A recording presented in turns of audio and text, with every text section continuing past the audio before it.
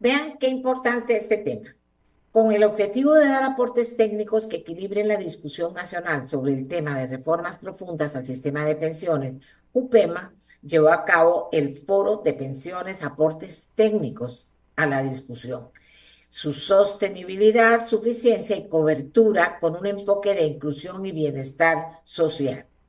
Ayer tuvieron mucho trabajo en Jupema, pero estuve buscándolos y por dicha que me contestó don Carlos Arias Alvarado, director ejecutivo de Jupema, para que él nos pueda sintetizar con mucha claridad qué, qué aporte siente él que hace esta reunión, que hacen este grupo de voces expertas hablando sobre el tema y que al final queda claro después de haberlos escuchado. Don Carlos, muy buenos días. Gracias por respondernos y por estar con nosotros.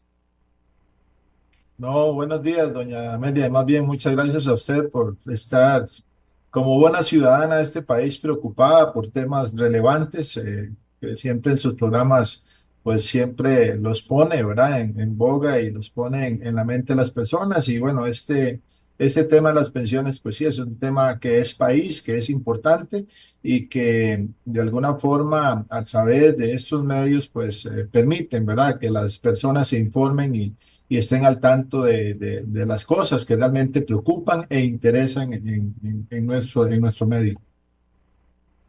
¿Qué diría usted que fue el aporte más importante? Porque hubieron muchas voces de gente muy especializada en el tema. ¿Cómo rescatar eso para educarnos todos sobre la preocupación que tienen ustedes y sobre las posibilidades que finalmente habrían para contar con una pensión la mejor posible para todos? Sí, tal vez para enmarcar el tema, doña Amelia, y si usted me lo permite, para que la gente lo entienda, el Sistema Nacional de Pensiones costarricense, pues es diferente de todos los sistemas de pensiones de otros países. Tienen similitudes, ciertamente, ¿verdad? Pero es muy específico del país nuestro. Entonces, para que entendamos, el sistema que tiene Costa Rica es el que se llama un sistema multipilar, es decir, tiene varios pilares. Hay un primer pilar que es la pensión básica, ¿verdad? Que es la que todos tenemos, ¿verdad? Y conocemos, que es la pensión de la Caja, la pensión de Jupema, la pensión del Poder Judicial. Esa es la pensión básica, ¿verdad? Es decir, para los trabajadores de la educación hay una pensión básica que administra Jupema. Para los trabajadores del Poder Judicial hay una pensión que administra el Poder Judicial y para el resto del país hay una pensión que administra la Caja, que es el régimen de invalidez, vejez y muerte, ¿verdad? Entonces, esa es la pensión básica. Hay una pensión, un segundo pilar, que es la complementaria, la pensión complementaria, ¿verdad? Los trabajadores aportan al ROP, este se administra y eso complementa esta pensión básica. Hay un tercer pilar que es una pensión voluntaria. Cada ciudadano puede decidir o escoger cuánto puede ahorrar por mes o por trimestre o por año y se le construye una pensión voluntaria. Y hay un cuarto pilar que es el régimen no contributivo, es decir, las personas que no han contribuido al sistema, pero llegan a ser adultos mayores en estado de pobreza y el Estado, a través de la Caja Costarricense, les da una pensión, digamos que es pequeñita, pero es una pensión de ese régimen no contributivo aportado a través de la solidaridad del sistema. Okay, dicho esto, nosotros hemos realizado un foro nacional de diálogo de pensiones, ¿verdad? Lo tuvimos el día de ayer, ciertamente. En él estuvimos conformados en primera instancia en Costa Rica por todos los que estamos en ese sistema de pensiones, en esos cuatro pilares. Es decir, estuvimos sentados, ¿verdad? La gente de la pensión básica, ¿verdad? En las personas de don Jaime Barrantes, quien es el gerente de pensiones del IBM, ¿verdad? Y de la Caja. Estuvo Ubaldo Carrillo también, que es el director de pensiones de ellos, ¿verdad? Ellos administran, recordemos, el IBM y el régimen no contributivo. Por otra parte, estuvo don Roger Porras en calidad de presidente de la Asociación Costarricense de Operadoras de Pensiones Complementarias, o sea, el segundo pilar. y también estuve yo en calidad de director ejecutivo de Jupema. Estuvieron otras personas muy importantes también discutiendo, conocedores del medio, ¿verdad? Como el expresidente de la Caja, don Álvaro Ramos, estuvo también por ahí un miembro representante de la OIT, estuvo también gente, actuarios de diferentes instituciones. En general estuvo gente que conoce del tema, ¿verdad? Yo diría que tal vez para contestarle, doña Amelia, lo más importante que sale de este foro es, bueno, entender que hicimos un análisis del sistema de pensiones que tiene América Latina para encontrar las similitudes, las coherencias o incoherencias que han habido, ¿verdad? Porque aquí mucha gente, digamos, habla de que el sistema chileno es el sistema como la panacea, ¿verdad? El sistema chileno. Y bueno, de boca de un chileno nos muestra todas las falencias que han tenido, ¿verdad? La pobreza que tiene Chile hoy en día a raíz de malas decisiones en temas de pensiones, ¿verdad? El haber quitado los regímenes de reparto ha sido el peor error que ha cometido Chile porque ha generado pobreza. En el momento en que eso sucedió, se generaron 5 millones de personas en estado de pobreza. Hoy en día, con una pensión que alcanza apenas el 30-35% de la tasa de reemplazo. Y hoy en día, en una gran discusión que llevan años, ¿verdad? Para tratar de volver al sistema que tenían anteriormente, que es un sistema prácticamente el mismo que tiene Costa Rica, ¿verdad? Entonces, si hoy en día estamos planteando quitar cosas, bueno, ahí hay una experiencia que es la que no debemos hacer, ¿verdad?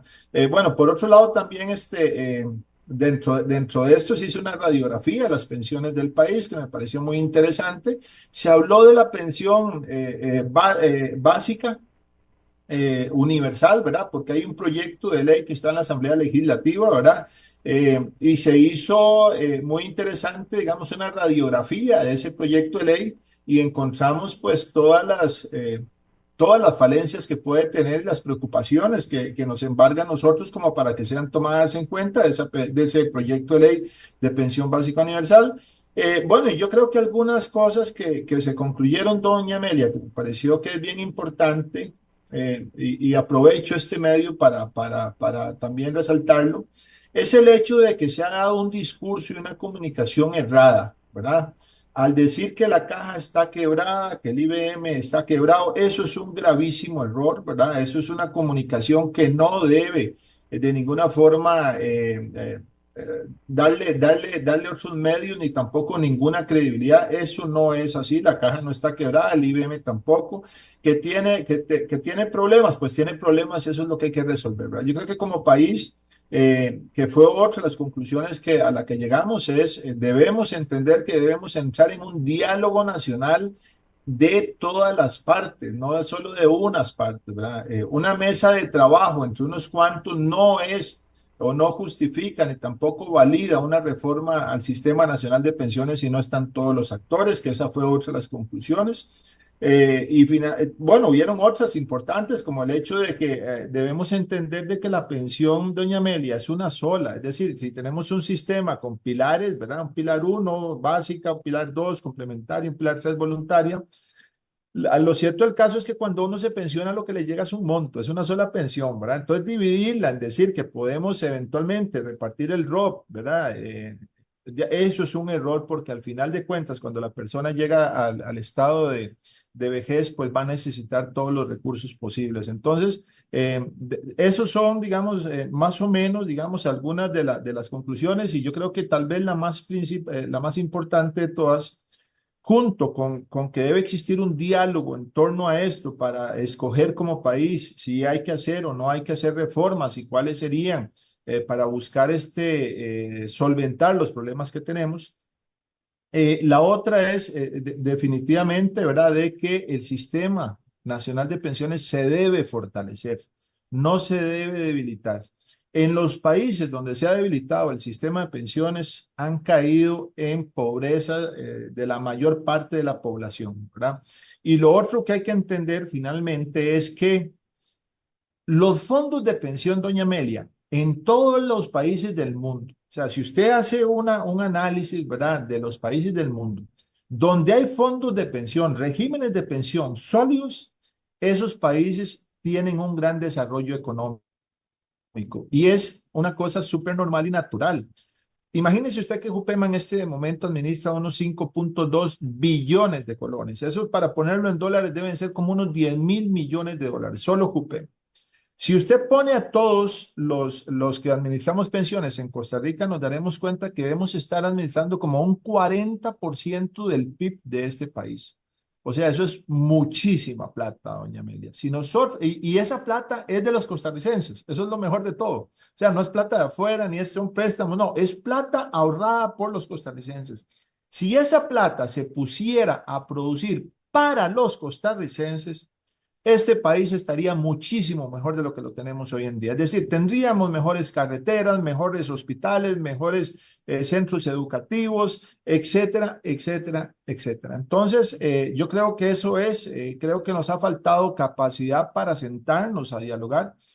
Ha faltado también, creo que me parece, voluntad política también para que esto suceda, ¿verdad?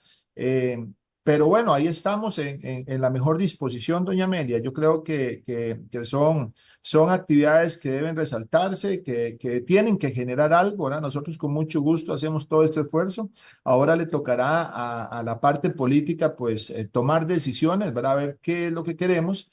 Pero yo creo que en la sana democracia en la cual vivimos en este país debería ser a través de un diálogo nacional entre todas las partes y no entre unas poquitas partes en una mesa de trabajo determinando qué nos toca a todos los costarricenses. Sí, pero digamos que con la experiencia que usted tiene, con el éxito que ha tenido Cupema, me parece interesante que las personas que llegaron a conversar ahí con ustedes también pudieran aterrizar eh, qué se puede hacer por fortalecer lo que hay que fortalecer en el sistema de pensiones. O sea, se habló de eso, qué medidas, de dónde tienen que provenir, porque cuando uno dice es una decisión política, hasta ahí llegó la cosa, porque es políticas, políticas, políticas, y a la final hablamos y no aterrizamos nada. Sí, bueno, vamos a ver, tal y como lo expliqué hace un momento, el Sistema Nacional de Pensiones costarricense tiene pilares. Entonces, vamos a ver, en el primer pilar uno puede ubicar a Jupema, al IBM, al Poder Judicial y hay otros regímenes por ahí. Esa es la pensión básica, ¿ok? ¿Qué tenemos ahí? Tenemos a una Jupema que está equilibrada, es decir, no tiene problema. Es decir, Jupema en este momento, la gente que está afiliada a Jupema, todo el sector de educación no tiene problema. Ellos ya están cubiertos porque hemos logrado que el régimen nuestro sea tan sólido que los estudios actuariales nos indican que este régimen es sostenible por los próximos 100 años. Tenemos una razón de solvencia que supera el 1, ¿verdad? Eso significa que podemos hacer frente a los pasivos de corto y largo plazo. ¿Cuáles son los pasivos? Las pensiones de la gente que se están pagando y las pensiones que se pagarán por los próximos 100 años. Entonces, saquemos a esa gente de la ecuación, es decir, no tienen problema. Ok, ¿cuál gente nos queda? Nos queda la gente que es la mayor parte del país, que son los que cubre la caja, los del IBM. Esos son en este momento 1.700.000 personas, ¿verdad? Más o menos, que están cotizando al sistema. Bueno, ¿qué se ha dicho ahí? Bueno, se ha dicho que se hicieron unas reformas paramétricas, doña Amelia, si usted lo recuerda, en el 2020, ¿verdad? Se dijo que ya no iba a haber una pensión, digamos, anticipada, ¿verdad? Sino que tenían que esperarse los hombres hasta los 65 años, las mujeres a partir de los 63. Se ha dicho también que se aumentó digamos, los años sobre los cuales se calcula la pensión. Eso implica que la pensión es más baja, ¿verdad? Y también se hizo un aumento en las cotizaciones. Eso fue la última, digamos, reforma paramétrica que hizo la caja. ¿Alcanza con eso? No, doña Amelia, no alcanza. Lo que se ha dicho, hay que esperar un estudio actuarial que ellos han hecho, pero lo que se ha dicho es que eso daría oxígeno como hasta el 2037, 2050, por ahí andan los datos. Bueno, pero es que, ¿y después de ahí qué? ¿Verdad? Bueno, después de ahí hay que resolver. Bueno, entonces tenemos un problemita ahí que hay que resolver. ¿Qué hemos planteado? Bueno, yo creo que se debe buscar recursos, ¿verdad? Para fortalecer el IBM, ¿verdad? Hay propuestas de la caja, hay propuestas de diferentes. Alguna gente habla, por ejemplo, ¿verdad? De un punto 25 que se traslada al Banco Popular y que pues pareciera que es para capitalizar al banco, pero como que no tiene mucho sentido, ¿verdad? Que todos estemos capitalizando al banco. Ese punto 25 se ha hablado de que puede irse al IBM para fortalecer las pensiones de todos los costarricenses. Se ha hablado de una digamos, redistribución de algunos dineros que se dan a diferentes instituciones, ¿verdad? Que podrían también ir al IBM, ¿verdad? Entonces, aquí lo que le estoy diciendo, doña Amelia, es que hay que buscar fortalecer con recursos al IBM. Hay gente que ha hablado, ¿verdad? De la plata que le debe el Estado a la caja, ¿verdad? Eso no se puede quedar de lado, ¿verdad? Estamos hablando de que se dice que más o menos se le debe al IBM, solo al IBM se le debe más o menos como unos 500.000 millones de colones por parte del Estado, dinero que ocupa, por supuesto. Es decir, aquí el tema es cómo hacemos para cobrar los dineros que se le deben a la caja y cómo hacemos para llegar más recursos para fortalecerlo y darle sostenibilidad. Eso es un punto. Otro de los puntos que hablamos es que en base a la experiencia porque vamos a ver, para hablarlo así como coloquialmente, doña Amelia, si uno ve que Saprissa va de primero, ¿verdad? Yo me imagino que los otros equipos, Guanacaste, Punta Arenas y demás, pues tratan de imitar lo que está haciendo ese equipo para mejorar, ¿verdad? ¿Cuáles hay lecciones aprendidas? Por ejemplo, Jupema. ¿Por qué Jupema está, digamos, en un estado de sostenibilidad y está actualmente equilibrado? Bueno, por muchas razones, ¿verdad? Lo que le dije hace un rato es una de ellas. Nosotros tenemos, vamos a ver, en temas financieros, más o menos se dice que para que un régimen sea sostenible, tiene que tener aportes cercanos al 16%. ¿Cuánto le llega al IBM? Bueno, ¿cuánto le llega a Jupema? Un 16,32. ¿Ok? ¿Por qué? Porque los afiliados de Jupema cotizan el doble de lo que cotizan los afiliados al IBM. Entonces, Jupema tiene un 16,32 y está equilibrado. ¿Cuánto le llega al IBM? En este momento un 11,16 y que de acuerdo a la última reforma va a llegar a ser un 12,16. Es decir, más o menos les está faltando todavía un 4% de aporte, doña Amelia, para que sea sostenible. Esa es una lección aprendida. Otra lección aprendida. Jupema tiene una gobernanza. ¿Qué es la gobernanza? La junta directiva y la alta gerencia, ¿verdad? Esta gobernanza que tiene Jupema está entregada al 100% a la administración del régimen de pensiones. ¿Qué pasa en la caja? En la caja no es así. La junta directiva, cuando puede ver temas de pensiones, pero normalmente lo que ve son temas de salud. Ese es un tema que se tiene que revisar, la gobernanza también. Entonces, hay cosas específicas que se han planteado en la parte técnica, doña Amelia, pero que no le corresponde a la parte técnica resolver, ¿verdad? Porque le toca a la parte política tener la disposición para hacer leyes y para dictar directrices y eventualmente, ¿cómo se llama? Hasta decretos ejecutivos, ¿verdad? Para hacer que esto funcione. Otra conclusión importante, digamos, que va en la línea de largo plazo, doña Amelia.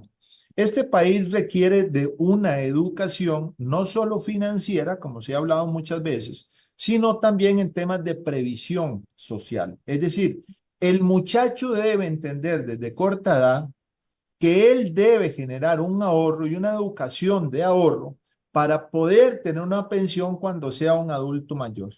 Porque lo que pasa es que la gente hoy en día, los muchachos dicen, ya yo no voy a tener pensión, ¿verdad? No me interesa cotizar, etcétera, etcétera. Bueno, y otras cosas que se vieron ahí que fueron interesantísimas, doña Amelia. Por ejemplo, el tema del género, que me parece súper relevante. Es decir, vamos a ver, y hay que ser realista en esto para no entrar en sesgos. La mujer cotiza menos. ¿Por qué cotiza menos? Bueno, porque la mujer a veces se embaraza y se incapacita, ¿verdad? O la mujer, por ejemplo, por cuidar a sus hijos o por algunas cosas, hay lapsus de tiempo donde no trabajó, entonces sus cotizaciones son menores, pero ha hecho un trabajo casi que el doble de lo que hace un hombre, ¿verdad? Pero eso no se reconoce. Hay algunos países que hablan, por ejemplo, de un bono, ¿verdad? Por nacimiento de hijos. Es decir, que esa mujer, ¿verdad? Se le tiene que reconocer los hijos que ha aportado al sistema, que es el que mantiene el sistema de pensiones, ¿verdad? Otra gente habla, por ejemplo, de bonos por cuido, es decir, también normalmente son las mujeres las que cuidan a sus papás, a sus ancianos, etcétera. Entonces, son temas que son también importantes, que creo que deben analizarse.